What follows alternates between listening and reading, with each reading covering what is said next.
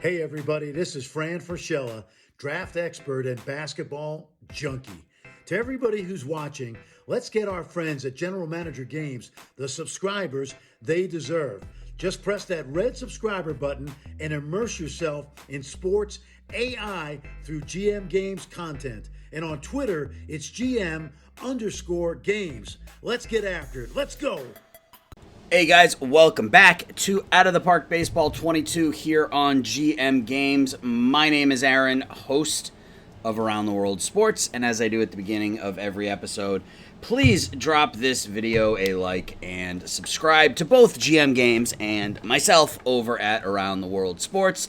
I would appreciate it. I appreciate your support. Thank you. Let's get on with the baseball. So, we are starting year number 8. And for those of you who missed the live stream on Sunday, we won the World Series. We finally did it as we defeated the Seattle Mariners in 5 games. And what a game it was. We were, if you want to look at the box score here, we were being no-hit through 6 1/3 innings by Emerson Hancock. We were down 4-0 going into the 7th inning. No hit through 6 1/3. We managed to put together 4 runs in the 7th. We'll look at the game log here real quick. So Ramirez flew out to lead off the inning. Drew Jones had our first hit. Then with 1 out, Drew Romo struck out. So we were 2 outs in the 7th. Runner on first, and we were down 4-0. A double from Zach Veen drove in Jones to make it 4-1. A double from Gabriel Arias drove in Veen to make it 4-2. Chris B came up. He tripled, scoring Arias to make it 4-3. Then Luke Lito singled, driving in B to make it 4-4. It would remain 4-4 into the 11th inning, where we would get a leadoff single from Zach Veen, a walk to Gabriel Arias. Sal Stewart would strike out. Lito would ground out 3-1. So we had runners on second and third with 2 outs in the 11th. And Willie Castro, our first-year second baseman, would double in both Veen and Arias.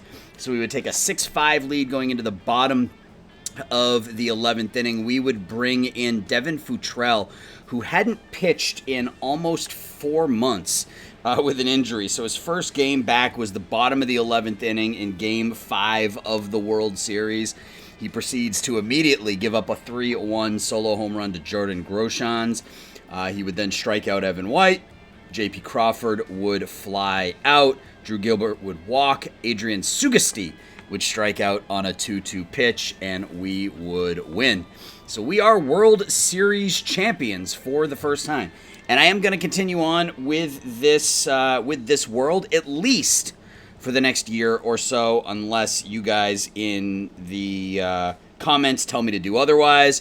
The overwhelming majority so far has been at least play through the next season to see if I can go back to back. We'll readdress it at the end of the season. But you guys let me know in the comments what you think I should do. Should we just keep going and see how long we can run this? Or, excuse me, do we move on to one of the worst teams in the league when this season's over, or maybe a season or 2 down the road, or whatever? So you can see here, we started in 2021. We were 54-108, then 68-94, 83-79. So 4 straight years, we went from 54 wins to 99 in 2024. We took a significant step backwards in 2025. But the last 2 seasons have been 100-win years. We still haven't won the division. We finished in 3rd place in 2026 with 104 victories, finished in 2nd place last year with 102.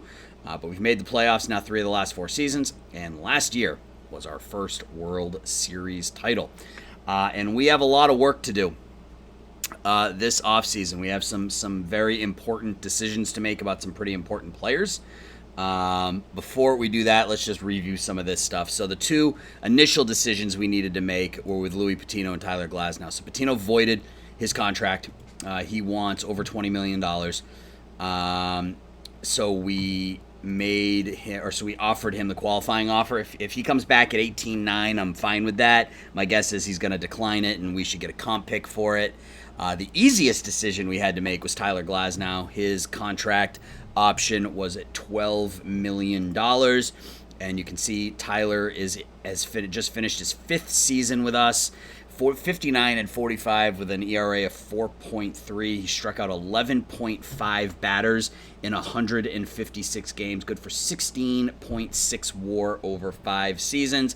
Well worth the $60 million or $72 million, I guess, we're paying him over the 6 years of the contract. Even if he doesn't throw a single pitch this year, it was worth it. Tyler Glasnow was one of the best deals we made. We've made a few really, really solid deals here, which, again, with our, and I'm bouncing around here a little bit, but with our trade difficulty all the way up to be able to make some of these deals that we've made, I'm shocked and I'm happy. So I want to get down to the Glasnow trade. We traded Jeff McNeil and a couple of minor leaguers. Well, Peter Lambert wasn't a minor leaguer at the time, but he hasn't been any good. Manuel Olivares retired without making the majors, and then we sent Jeff McNeil to Tampa in exchange for Tyler Glasnow, who's coming off arguably, the worst season of his career, but he has been phenomenal for us. Couldn't be more happy to have Tyler Glasnow at 34 at the top of our rotation. So those were the two decisions that we had to make that we made already. We went through all this. He's unhappy with us, even though we just won the World Series. So, there's that. Our market size increased, which is great. That means we get a new budget. Team payroll of about $170 million. And that's factoring in the fact that we're spending an absolute metric ton on our scouting and development. We're maxed out with scouting at $24 million. We're maxed out at player development at $24 million.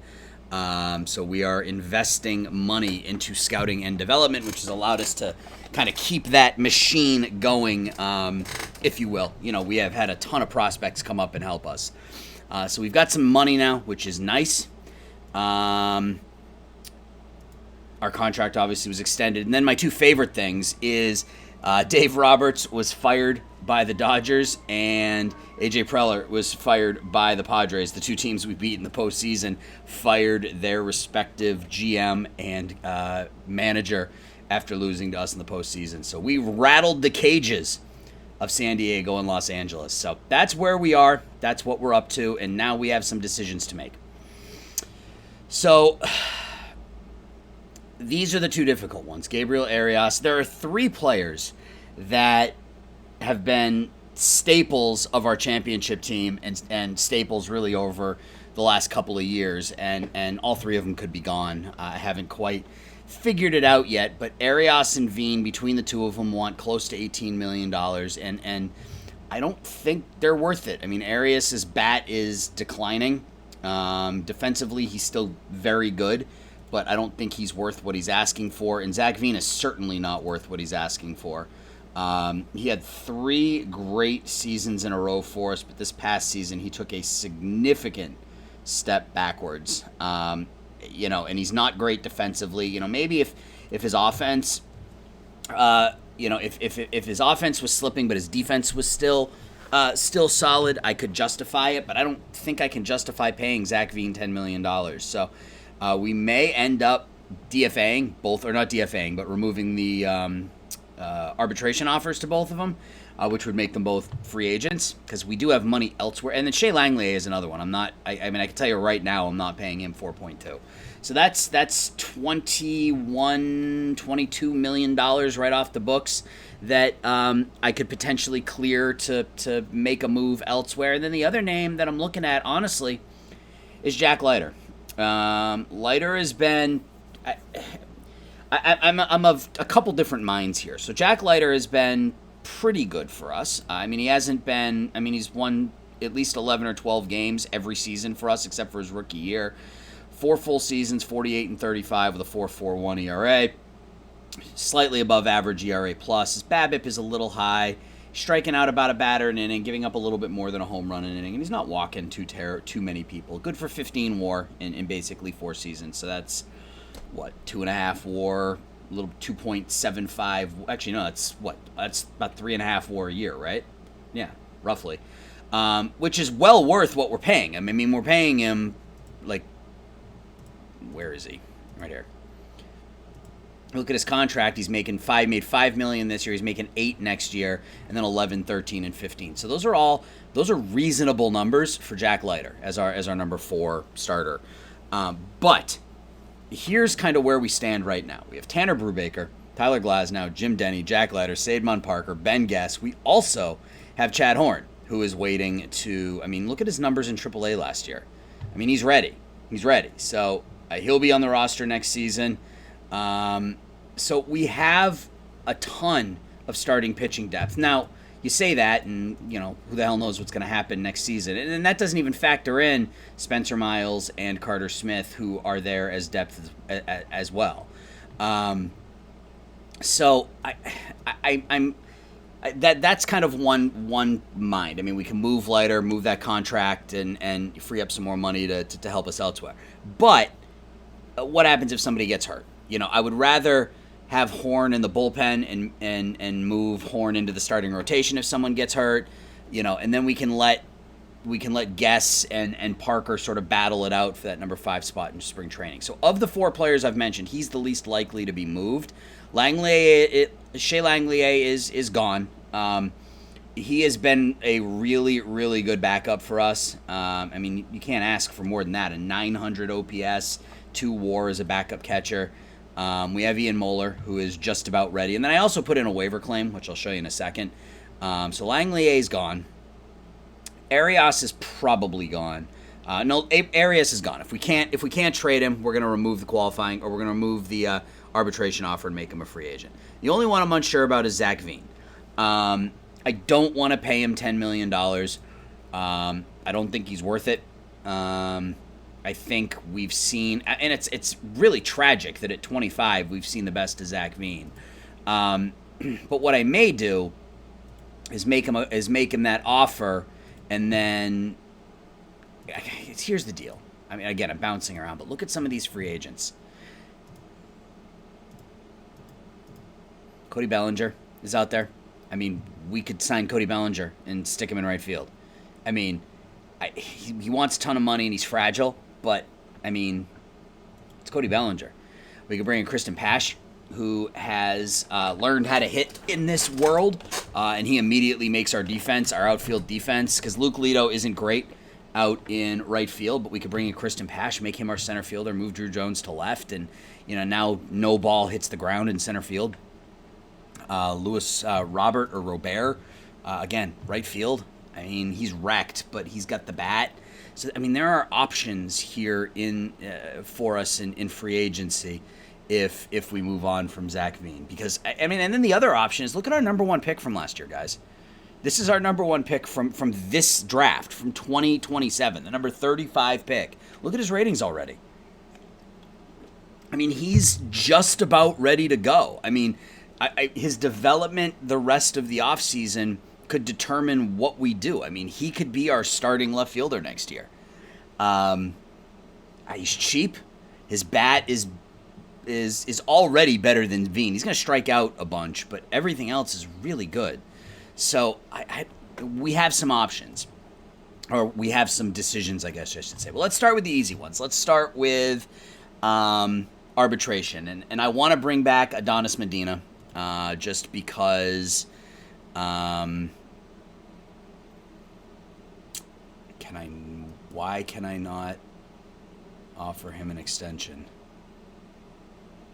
Why can I not offer him an extension? What's going on here?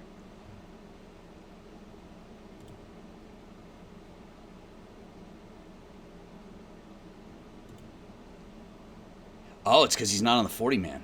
All right, well, let's put him on the 40-man. Can I put him on the 40-man? Why can't I offer him? Oh, whatever, that's fine. We will just, I'm fine paying him $1,365. I mean, he's been a trooper for us. He's been really good. He was good for 4 years for us, really. Reliable, if nothing else. We had him in AAA last year because our bullpen was stacked this year. But that depth is important. Joey Camarada, we picked him up from Minnesota in the offseason. We're going to sign him. He wants 1.5, so we can offer him that, and he'll take it. No, I guess he won't. 1.450. We'll offer him that, and he'll take it. All right. Duplantier, we're going to move on from him. He's 33 down to 2 stars. But again, another pitcher for us that we picked up as a waiver claim who gave us 3.2 WAR and a 3.77 ERA in 144 games. So we were able to pick up some players that didn't cost us much that have been huge contributors to our team. Tyler Johnson, an extreme ground ball pitcher. Let's hang on. Let's offer Mason Wynn. He was fantastic. He wants $2 million. Can we offer him 1.9? Oh. Oh, that's too many numbers. Let's offer him that. All right. So bring Mason Wynn back. Our closer had a really nice year. So that leaves us really with Sam Wesniak. He wants 10.6, and he wants an absolutely enormous contract. I'm not prepared to give him a 10-year contract worth $24.5 million. I'm just not. But, I mean, maybe we can do something here. Like, I mean, I don't think he's going to take that, but I don't want to necessarily give him 10 years. Will he take 5? Okay. So I'm totally okay with this. Sam Wesniak, that's a big contract, but we're going to have some money coming off the books here shortly. Jose Ramirez is going to be coming off the books after next year, I think. Well, let's look. Before I click submit on that, let's look. So right now we're at $134 million. We jump up to $152 next year, and that's because, in part, Tanner Brubaker gets a small bump. Jim Denny's going to be arbitration eligible. Drew Jones is going to be arbitration eligible. Luke Lito's arbitration eligible. Of course, Wesniak jumps up to 21. So if we are paying him 15, that's a bargain. So I'm totally okay with this. So let's offer Sam Wesniak this deal. 5 years, $101 million, $20 million a year for that bat. That seems like an absolute no-doubter for us. We keep him until he's 33. And then at that point, we can figure out what to do with him. All right. So now, Tyler Johnson. I think we move on from Tyler Johnson. I think we have people that we can put in that spot, so we don't need to spend the money there. All right. So that brings up Langley, Arias, and Veen. So let's just... I got to sim ahead of day because I had been messing around with offers here over the last a couple hours before I started... filming. So, okay. Well, that's why. All right. He wants 1.5. No, that's not what I wanted to do. Would you take that? Okay, so 1.3. That's fine.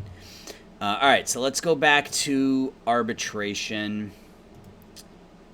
And so we have Langley, Arias, and Veen. And so let's offer Langley up. See if anybody's interested in a catcher. So nothing.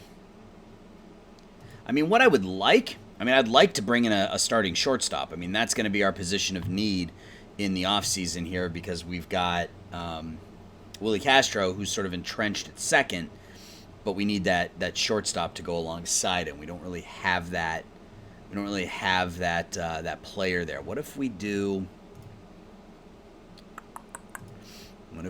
this? What if we do both Langley and Arias? Because all these players are I'm just gonna remove the qualify. Just gonna remove their arbitration number. So if I get nothing for them, if I can't find anybody who wants them, we just move on. And I don't want to just move on. I'd like to get something in return. So what if we do Veen?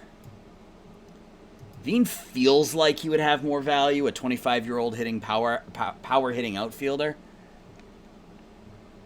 Man, nobody wants them, and that's crazy.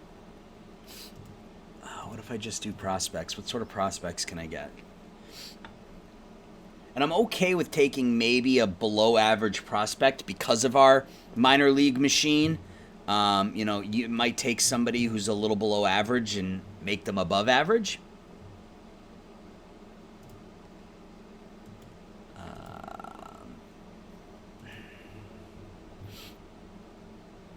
Yeah, this is disappointing. There's Drew Gray. He was showing up last year. Yeah, there's just nothing here, guys. I can't believe that we're going to end up just not offering these guys contracts, and they're just going to walk. Look at that. There isn't a single team that will offer up a prospect for Zach Veen. And that's based on his contract, unfortunately. Oh, and there's the catcher that we put in a claim for. Creed Williams from the White Sox. A left-handed hitting, 24-year-old, power hitting catcher. Very good catcher ability. Didn't hit particularly well in Double-A, but he and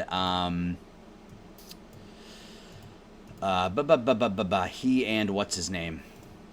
Ian Moeller will battle it out sort of for that backup catcher spot next season. So, yeah, I'm shocked that I can't get any sort of offers. And I'm afraid that if I offer them an arbitration number and... Oops, that's not where I wanted to go. I'm afraid that if I offer them an arbitration number and, we come to an agreement of some sort I look to trade them after free agency, no one's going to want them. And then I'm going to be stuck with the contract. Yeah, like nobody wants Zach Veen at all. I don't think this is going to make any difference because his contract has basically already been paid for. Yeah.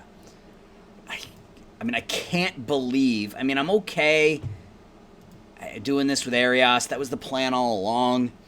I'm okay doing it with Langlier. Am I? Well, let's see. We didn't do this, so let's see if there's any value in Arias for a prospect. No, just nothing. Absolutely nothing. That's really upsetting. It's all players that I have no interest in bringing in. All right. Well, that is what it is, so we're just going to withdraw. I can't believe I'm doing this. That hurts. And maybe, we can bring Arias back for less than the $7 million. If he wants to come back on a $2 or $3 million deal, I would happily have him as my starting shortstop for that kind of money. But at $7 million, no. And if Veen wants to come back at $4 or $5 million, we can talk about it. But I'm not, at $10 million, I'm not comfortable with that. So that's everything. So what I'm going to do now is I'm going to go ahead and sim ahead to free agency. We'll look at the awards and kind of how everything played out, and we'll go from there. So I'll be back in a minute. All right, we're back. It is, free agency is tomorrow. So Louis Pitino filed for free agency. He did not accept the qualifying offer. So when he signs someplace, we will get a comp pick.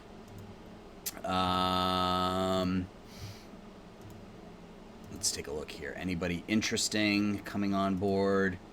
He's a little too old. Terrible movement. Nope, nobody there.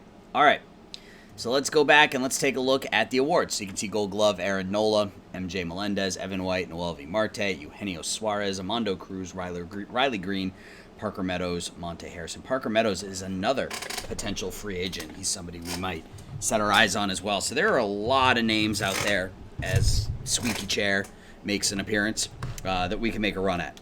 NL Gold Gloves.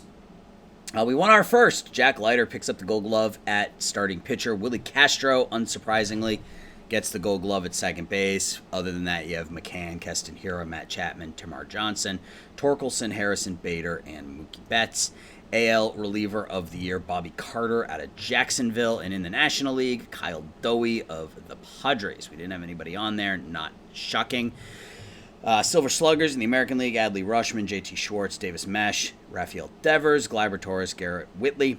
Trout still going strong at age 36. We'll look at his stats in a second. Jung-Hoo Lee and T.J. McGuire. Mike Trout.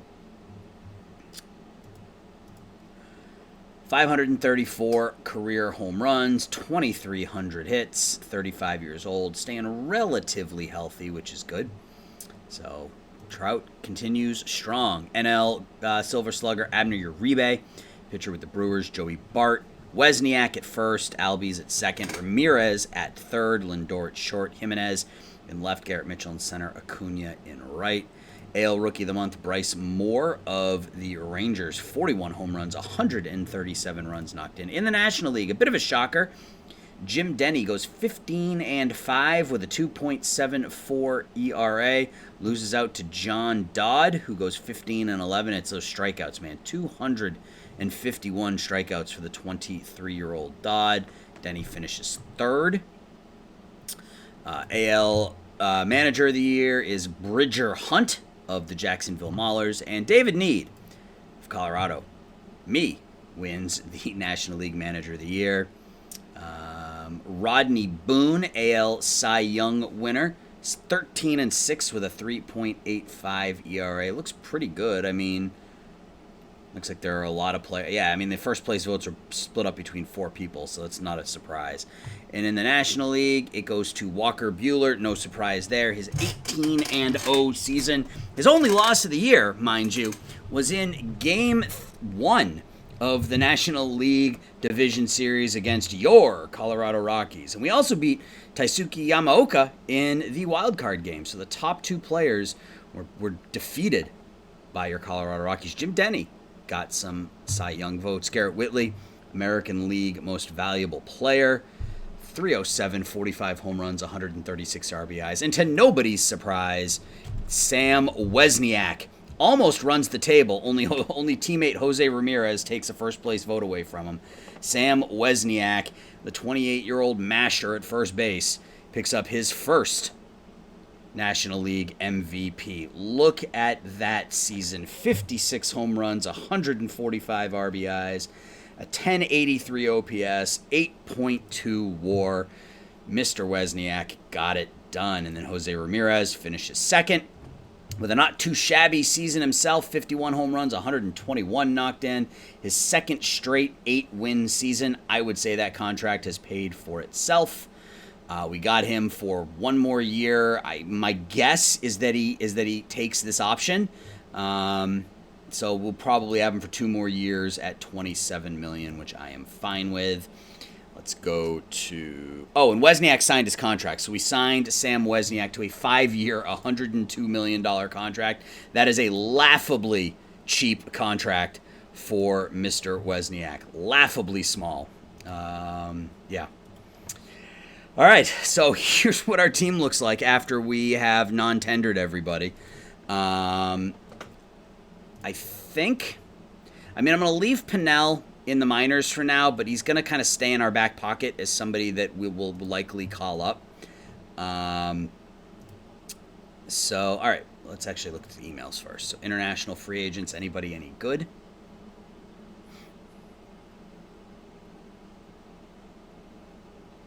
$26-year-old reliever.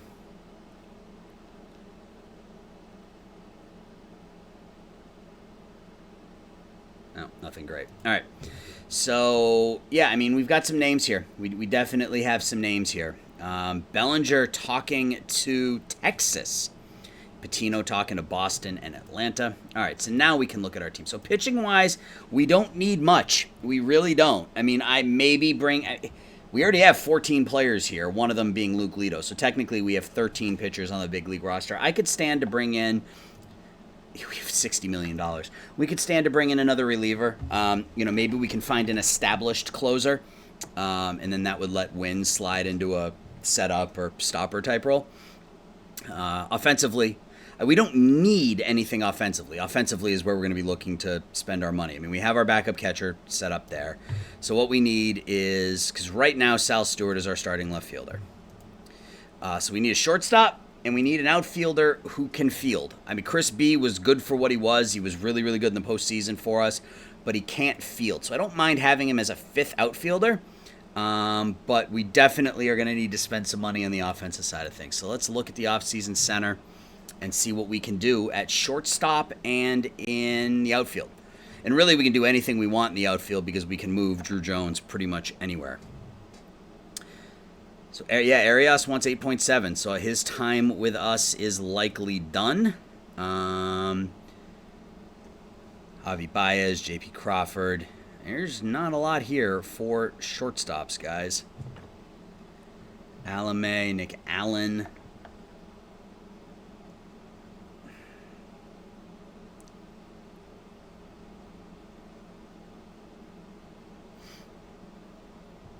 Chris Bryant.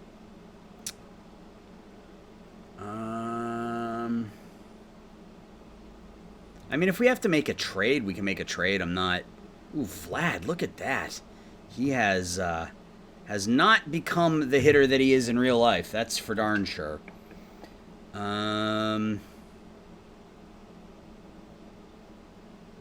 Who is this? Playing an indie ball. 22 years old. I mean, that's a bat right there, guys. Or that's a glove right there, but he can't hit. I mean, I think this was the initial backup target, right? Was going after Kiner Falefa. So I think that makes sense from a backup infield perspective, is to offer Kiner Falefa. Let's offer him 2 years at 2. Bring Kiner Falefa back, and he can be that fallback if we need a fallback. Now let's look at some of the big guns. We've got, I mean, the two big ones are Bellinger and Pash. They both would require a comp pick, which I'm not too terribly concerned about. Robert or Robert, I don't know which one. I live in Chicago. I should know which one it is, but I don't. He only wants 7.8. But if we get someone like that, if he stays healthy, yeah, I mean, that's a great bat. It's bad. That's Joe Adell, right? I mean, that's the same type of batting profile that Joe Adell had, and Adell was successful with us. But I feel like, they're both fragile, and that's what worries me. Let's look at anything really. I mean, he hasn't really had any. I mean, he's had some. In 2021, he had 2 5-week injuries. 2023, he had a 4 to 5 week. He was out for a month. 2024, he was out for 2 months. 2025 and 2026, he was completely healthy, and then in 2027, he missed about a month, about 2 months. I mean, none of these have been, other than obviously the fractured tibia, none of these have been really horrible injuries. What about Pash? So if we start in 2027, plantar fasciitis, his right foot, he was out for 6 weeks. 2026, he was out for 6 weeks. He was healthy in 2025. He was fine in 2024. Missed 3 weeks in 2023. Was fine in 2022 and missed time in 2021. The other thing you have to consider is that if we make a move on someone like Bellinger, takes him away from the Yankees, or takes him away from the Dodgers, right? How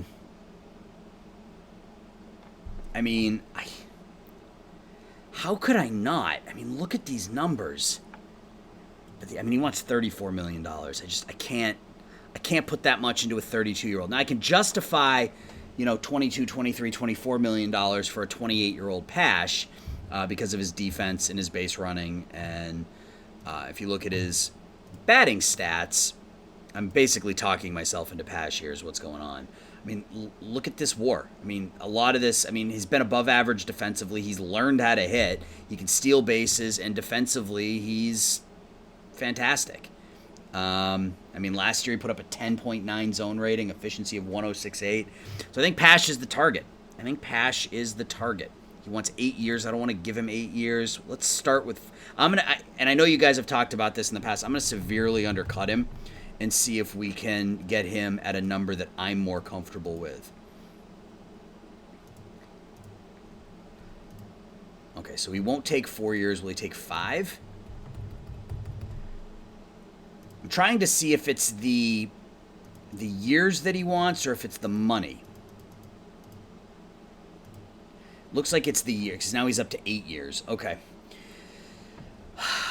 I don't know that I'm comfortable giving Christian Pash 7 years with that type of injury history. That I'm just not sure of. Let's take a look at the trade block. Quinn Priester on here. He might not be a bad. He was really bad last year. Wow, he was bad last year. He might not be a bad piece to add if we can buy low. Yeah, they don't want much for him. They want a good player, but, I could probably, see, I can offer up Elijah Hamill for Quinn Priester. So let's just do that and see if we can land that. So I have some decisions to make. I got to figure out if I want to give that kind of money to Christian Pash.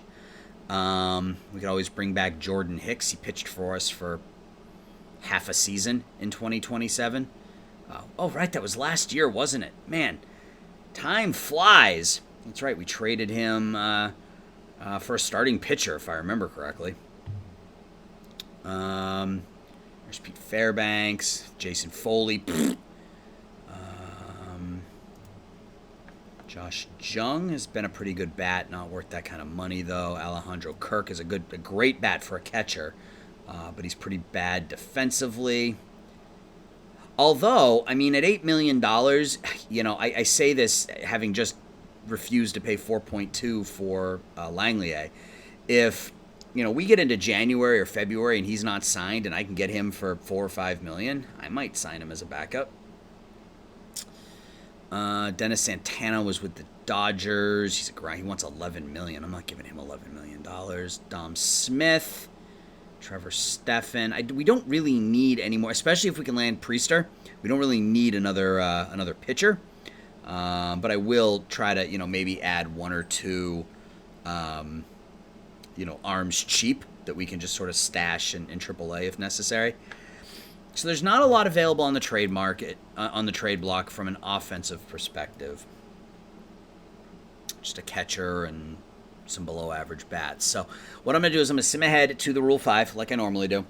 And we'll see if I can either offer a contract to somebody, or we'll see if there's somebody on the Rule 5 that maybe we can stick into left field, or we can, maybe we can find someone who's great with the glove and below average offensively, and then we can switch him in our prospect there, kind of between offense and defense, or maybe we can find a shortstop to play in front of Kiner Falefa. So I don't know. So that's what we're going to do. I'm going to sim ahead here offline. I will be back. Excuse me. Again, I'd say I'm going to edit that out, but I won't. So I apologize for the sneeze. We will come back at the Rule 5, and we'll go over everything that's happened in the meantime. So I'll be right back. Okay, guys, we're back. It is time for the Rule 5. And there were a couple of free agent signings and a couple of trades. One of the trades was pretty substantial, one that I'm really, really happy with. Well, actually, both that I'm happy with. But we'll show you the free agent sign. Well, I guess you can see them right here. So we did sign Kiner Falefa. 2 years, $4 million. He's been a pretty invaluable asset for us here over the last couple of years as a backup infielder, and that's exactly what he'll be, because we picked up a new starting shortstop, and I'll show you guys that as part of the trades. I am stoked about this deal we made for our new starting shortstop. Let me just say we did it without giving up any of our top prospects. So that was free agent signing number 1. And free agent signing 2, I hinted at it, but we did bring Jordan Hicks back. This call is not Colorado. This is Columbus. He pitched for Columbus in Cincinnati a year ago.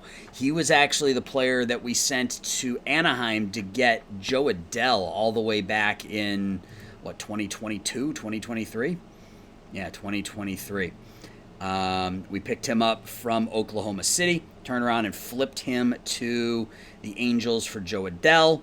He signed a 3-year contract with the Mariners. That contract is now up, and we have signed him to my favorite deal to sign a big-time bullpen arm to, which is a 3-year, $30 million contract, with the last 2 years being team options.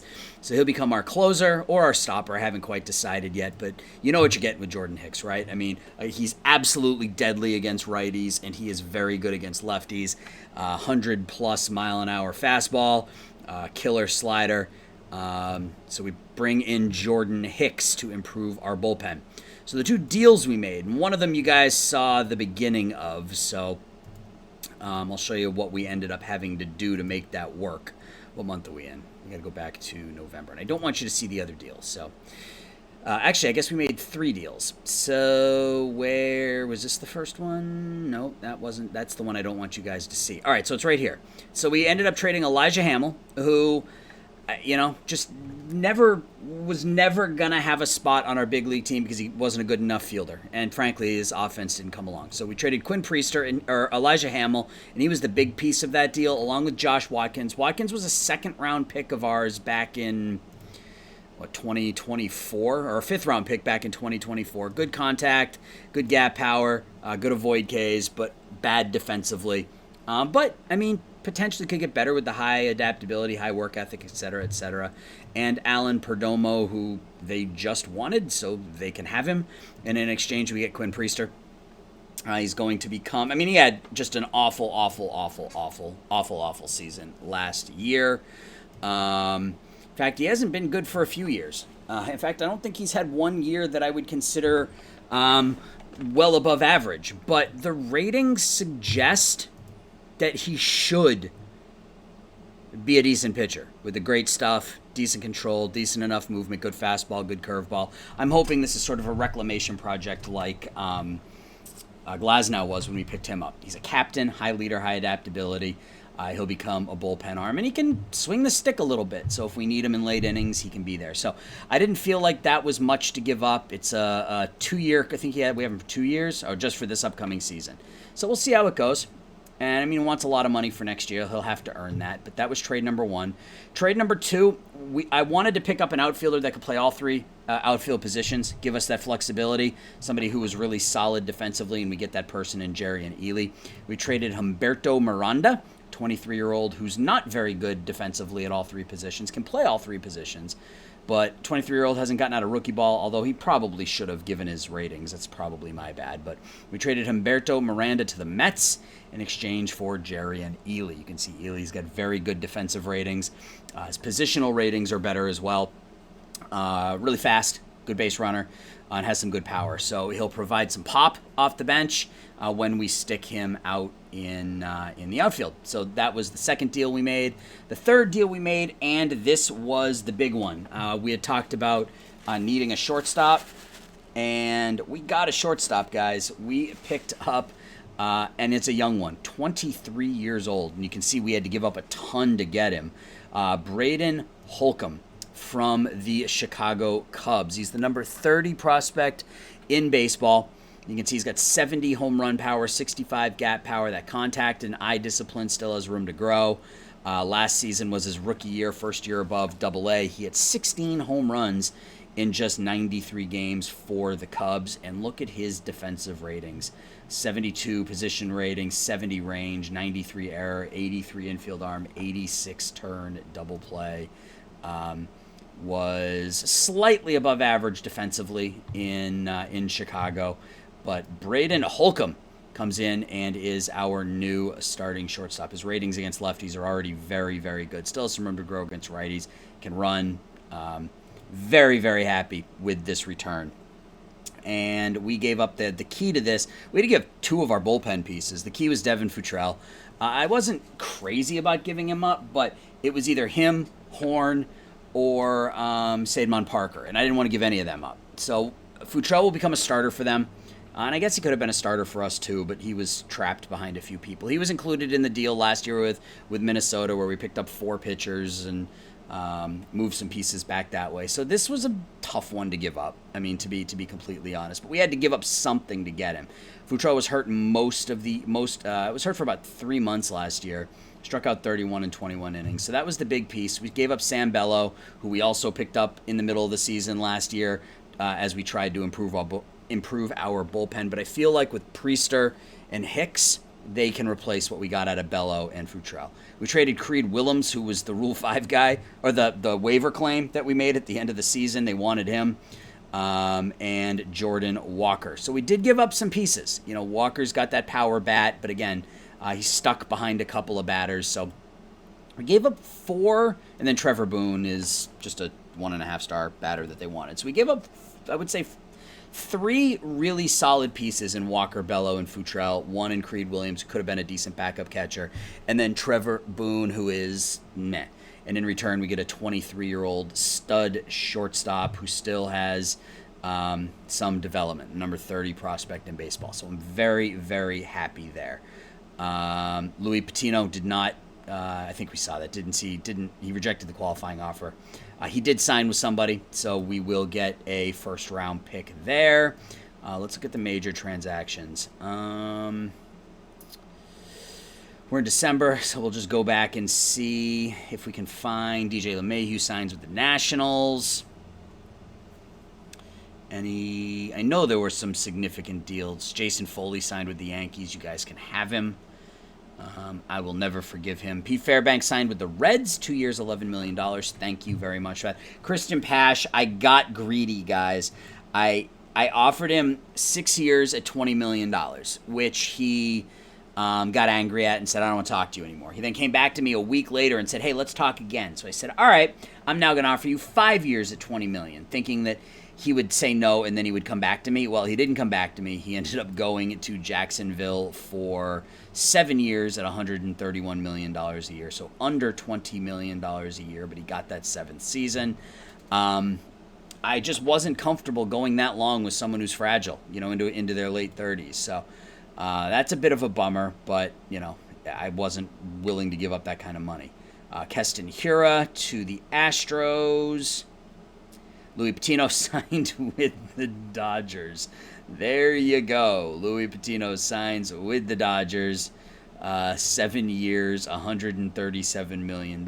He's got an opt-out after 3 seasons. Go figure. Spencer Torkelson re-signed with the Dodgers, $134 million. And I'm waiting. Yohan Moncada signed with the Orioles. Gio Urshela with the Cubs. Rafael Devers signs a 4-year contract worth $80 million with the Red Sox. Goes back to the Red Sox. Joe Adell re-signs with the Twins. 7 years, $156 million. Good for Joe Odell.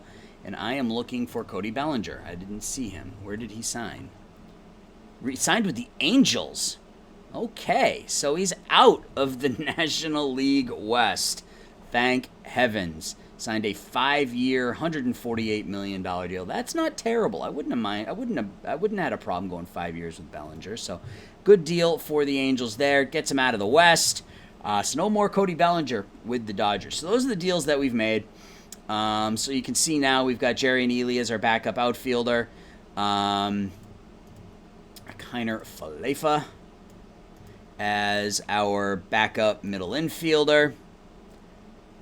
Sal Stewart will be our backup first baseman and third baseman, as well as getting some time in the corner outfield positions to, again, kind of develop that flexibility.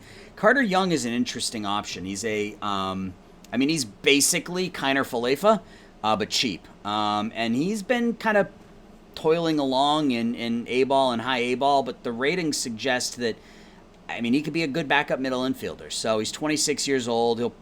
I had to put him on the 40 because I didn't want to expose him to the Rule 5.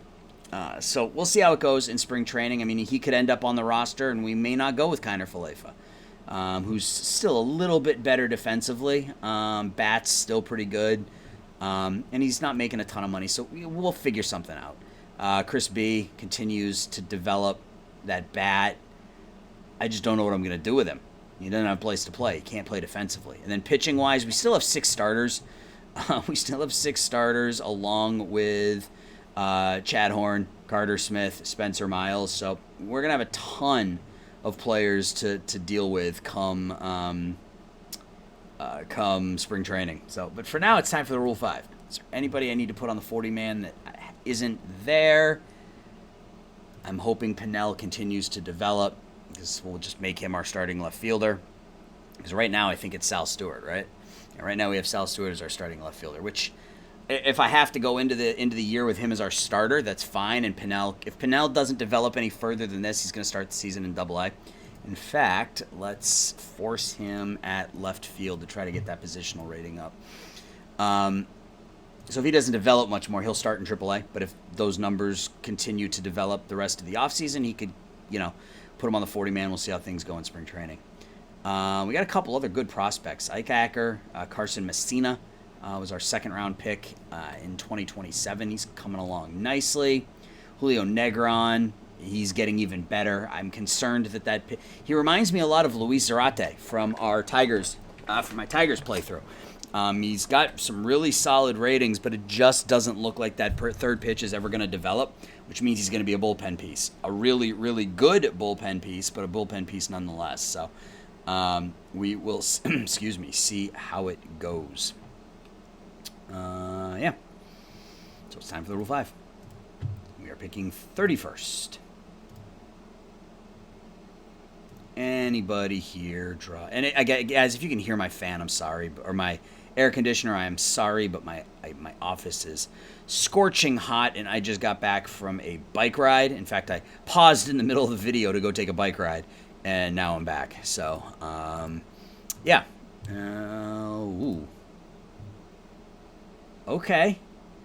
I see you, Alexios Cotter. Oof. Ooh. Wow, there are some... Wow. We traded him. We traded him in 2025. What deal was this? Isaac Pacheco for Estrada and Diaz. Oh, that wasn't a good deal. Well, I mean, I guess it wasn't a terrible deal, but... Oof. Couple of really, really good. Ricardo Perez. He might not be a bad option. I might make a couple of picks here and then just sort of let it sort itself out in spring training.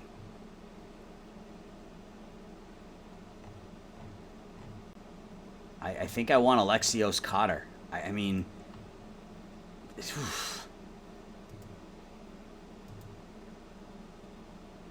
our scout likes him more. He's not very good defensively. But as a 22-year-old, he put up an 890 OPS, good for 4.4 WAR, 949 OPS the year before that. Can I get Cotter, then Perez, then Estrada? Let's see.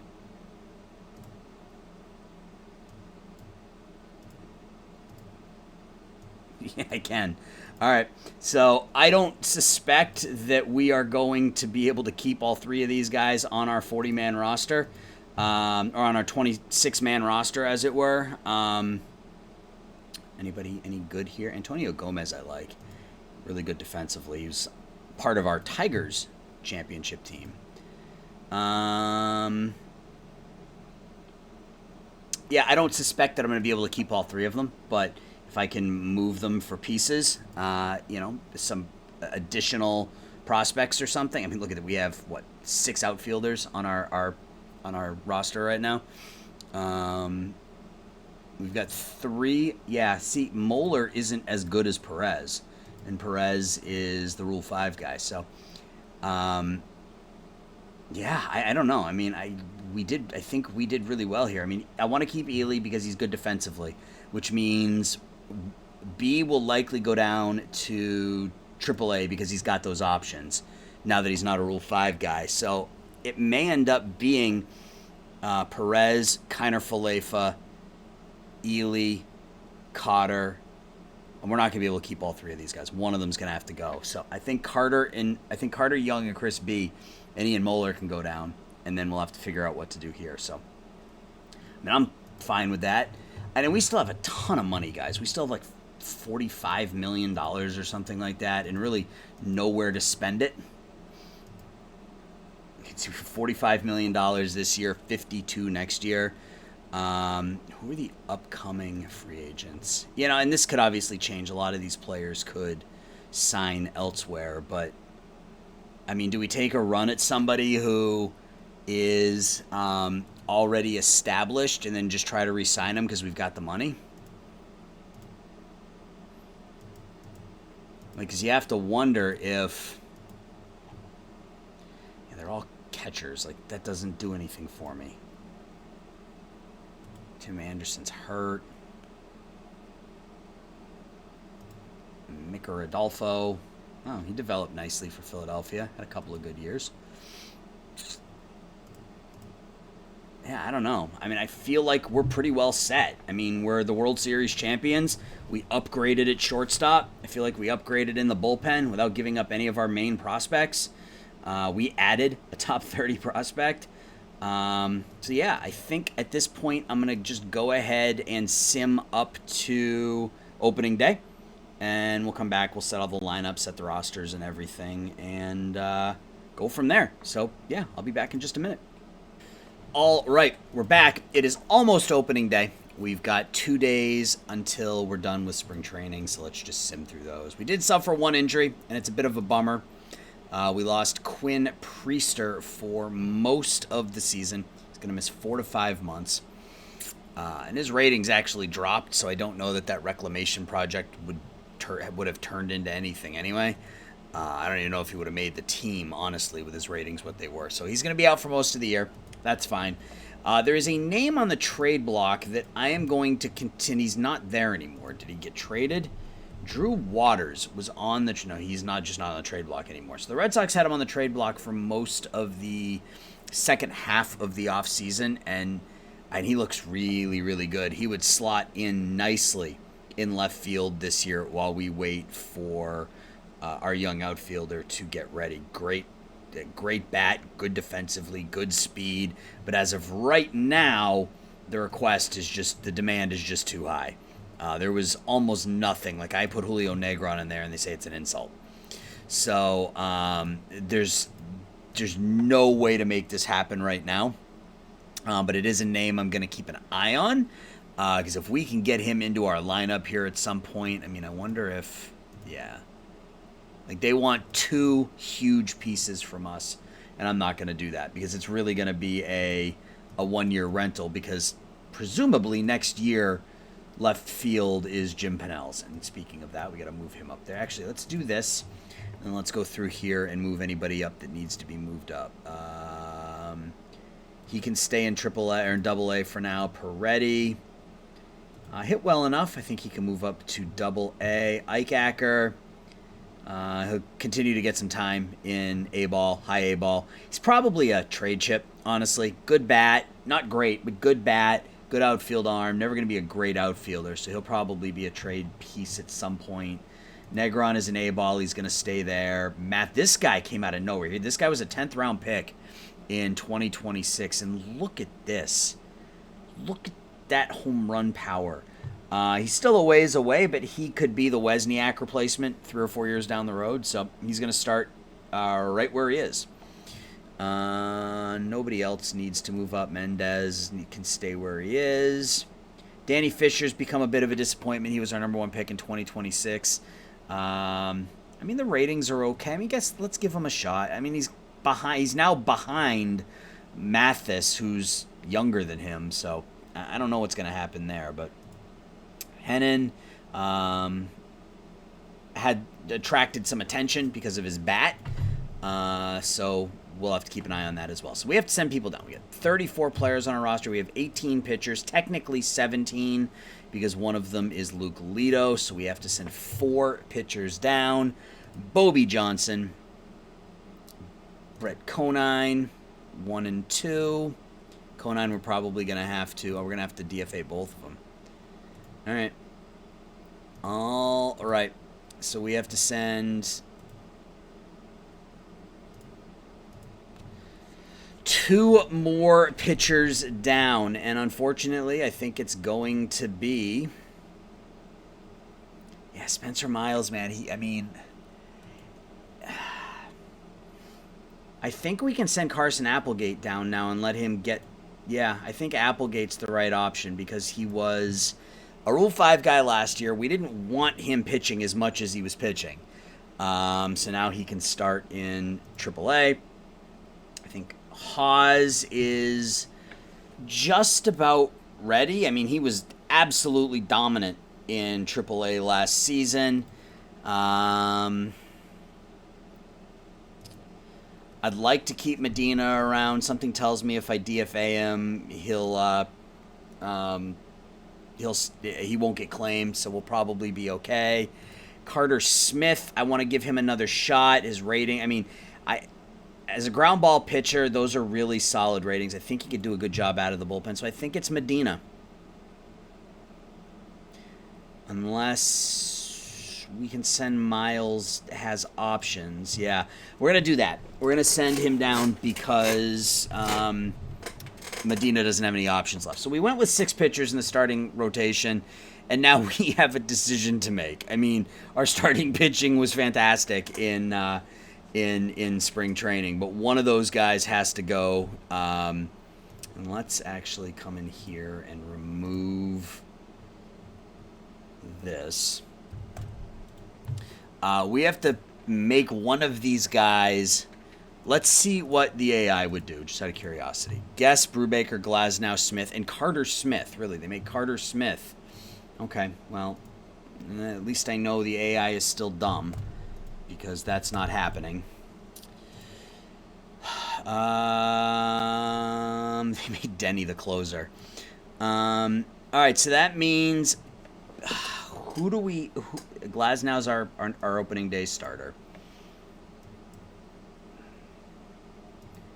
I mean, Leiter's ratings have started to drop.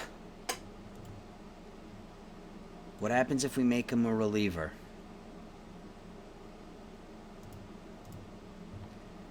I mean, those are pretty good ratings. I mean, do we want to... I want to give Sadmon Parker a shot here as a starter. He earned it last year, but Leiter has also kind of earned it just based off of his performance the last 4 years. He's been uber consistent for us. So I think we're going to leave Parker in the bullpen for now. And we'll see how Leiter does. And remember, both of these guys can be in the starting rotation next year because we're going to be without Glasnow starting next season. So, all right. So that means Jordan, I think, do we stick with Wynn as our closer, or do we go? I think we're going to go to Hicks. No, we're going to stick with Wynn as our closer. Hicks is going to be our stopper because he's got that extreme ground ball. So I think we're going to do that. Horn and Parker will be our setup guys. Horn and Parker will be our setup guys. Smith, Hawes, and Camarada will be our middle relievers. We will avoid high leverage there. And then Lido and Medina will be our long guys. Emergency. We'll make... Yeah, Parker's going to be our emergency starting pitcher. So I think I'm okay with that. We'll avoid high leverage with Lido. We'll avoid high leverage with Medina. So that's our starting. This is our pitching rotation. As we Glasnow, Brubaker, Guest, Denny, Leiter. Wynn will be our closer with Hicks as the stopper. Parker, Horn as our setup guys. Haas, Smith, Camarada as our middle relief. And then Lido and Medina as our long guys. So we have 30, so we have to send 4 players down. So Moeller's going to go down. B's going to go down. Carter Young is going to go down. Carter Young. And we have to send Smith-Najiba down. I guess we got to DFA him. Are we at 27 players? We're at 20. So I think we're okay. So I think we're able, believe it or not, to keep 6 outfielders, which is a little crazy. But we get some left-right action in there. Kiner Falefa will back up at second, third, and short. Sal Stewart is getting better in the outfield. That's good to see. And we're going to run with this, I think. We're going to run with this as our opening day roster. Let's clear the lineups. So we're going to go Luke Lido batting leadoff. Wesniak and Ramirez. Man, I can't believe how well he's held his batting ratings. And I know that Random Task is one of my dedicated viewers. Thinks I'm crazy for... Yeah, see, Willie Castro's ratings are plummeting even further. Ugh, look at that precipitous drop over the last year and a half. That's fine. I'm not going to worry about it. Who do I want in the 2-hole? See, he thinks I should do Wesniak, Ramirez like that. I mean, we can try it. We can try it and see how it goes. Worst case scenario, we shift things around. So we'll bat Drew Jones, cleanup. Sal Stewart will bat 5th. Braden Holcomb will bat 6th. We're going to move him up against lefties because he can already hit lefties really well. Romo will bat 7th, and Willie Castro will bat 8th. I don't know how Castro is going to like batting 8th, but that's what we're going to do. All right, so Kiner Falefa will be our backup at all 3 infield positions. Cotter can back up in left. That's fine. Ely can back up in center and right. Yeah, I'm good with that. Let's copy the lineup. Let's paste it here. Yeah, and I mean, we're going to be really good against lefties this year, I think. I mean, we've got some really, really good bats against left-hand. I mean, I think we're just going to leave the lineup the way it is. I don't think there's really any reason to screw with it. Oops, I didn't want to do that. Romo can't really hit lefties. Castro's a little bit better. I think we'll flip-flop these guys against lefties. And let's see what type of depth chart we get. Yeah, same basic thing, except Kiner Falefa will be the backup shortstop. I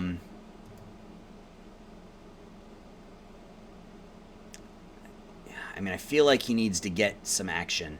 You know, I feel like he needs to get a little bit of action. So he'll start every fourth or fifth day for Castro, who's still great defensively. And, I mean, he put up 8 WAR last year, man. That's just nuts. All right, against DHs, we will paste the lineup. And, yeah, Cotter is going to be our DH against lefties. We'll move him up. I think there's probably, or against righties, there's probably fine. I don't want my catcher as the backup DH. It'll be Estrada. And then against lefties, we're going to flip-flop it, and we're going to put Estrada in there against lefties. I don't suspect that Estrada is going to be very good. But the fact that we now get him back after sending him away is kind of nice. We can also use him. If he's not hitting particularly well, we can use him as that trade chip. So there's our lineup. Our pitching staff set. Our lineups are set. We still have a metric ton of money. $47 million this year, 48 for extensions. The only contracts that are really up next year is Glasnow. So we'll see what happens. I mean, what is Tyler? He's probably going to want a lot. I mean, that's not unreasonable considering how well he's pitched, so it's something we'll have to consider. Jose Ramirez could potentially opt out of his contract. He wants a lot of money, but he's getting up there in age, so we're going to wait and see what he does there. We do have the ability to potentially sign some of these other players, Ben Guess, Luke Lito, players who are eligible for arbitration starting next year, Drew Jones, and try to lock them down long term, and that may be what we spend our money on this year rather than free agency, because there's just nothing there. So we'll keep simming ahead a couple of days, and it looks like we're going to playing at San Francisco yet again on opening day. We played them, was it last year? Yeah, I think we played them last year. Can't remember if it was last year or the year before. The Jamison Hanna. They brought up. Oh, and I looked up Jamison Hanna for those of you who have any interest. Those of you who have been with us since the beginning, Jamison Hanna was an OG Colorado Rocky, and he spent the last couple of years in independent ball. So he's playing for the High Point Rockers this year. Last year he played for York. Still can play a passable outfield. So, yeah, Jamison Hanna, one of the originals.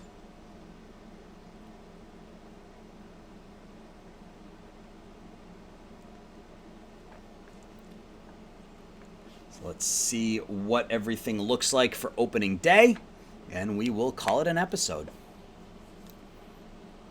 So that means the live stream will be opening day, and the beginning of the week. So the live stream on Sunday we'll play opening day, and then we'll sim ahead, a couple months and just sort of see how things go, and we'll hang out.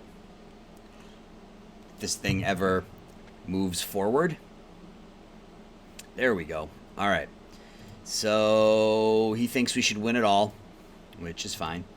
Prospects, we got Julio Negron is up to number 6. Where is our prospect ranking? Colorado, we're 17th. We only have Negron in the top 100, so that's interesting. I feel like we have some pretty good prospects. I'm really excited about Pennell. We'll see how he does this year in AAA, but he's likely to be our starting left fielder next year. Let's look at preseason predictions. So we are predicted to go 92-70. We're projected to take a 10-game drop, which I find interesting. We've got lots of batters on there. Sam Wesniak estimated to hit 48 home runs. Jose Ramirez, 38, 125. Luke Lito's on there. No pitchers again. And we're expected to finish in second place behind the Padres. The Giants expected to finish third, and the Dodgers expected to finish in fourth. They have taken a plunge here as some of their players start to get a little bit older.